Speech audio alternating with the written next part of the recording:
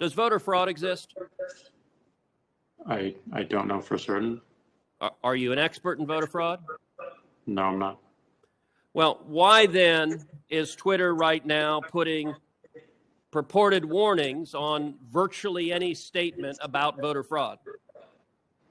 We're simply linking to a broader conversation so that people have more information. No, you're not. You put up a page that says, quote, voter fraud of any kind is exceedingly rare in the United States.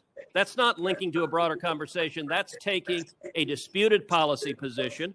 And you're a publisher when you're doing that. You're entitled to take a policy position, but you don't get to pretend you're not a publisher and get a special benefit under Section 230 as a result. That link is pointing to a broader conversation with tweets from publishers and people all around the country. Mr. Dorsey, would the following statement violate Twitter's policies? Quote, absentee ballots remain the largest source of potential voter fraud. I imagine that we would label it so that people can have more context in read through.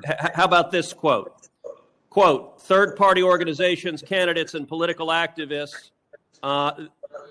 Voter fraud is particularly possible where, quote, third-party organizations, candidates, and political party activists are involved in, quote, handling absentee ballots. Would you flag that as potentially misleading?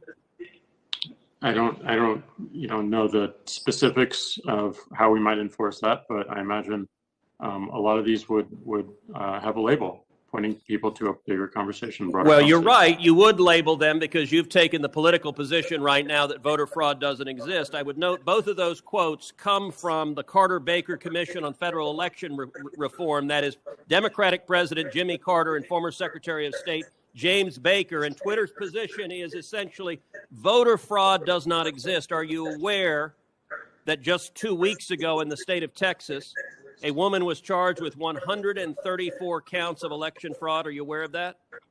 I'm not aware of that. If I tweeted that statement with a link to the indictment, would you put a warning on it that says, well, the Democratic Party position right now is voter fraud doesn't exist?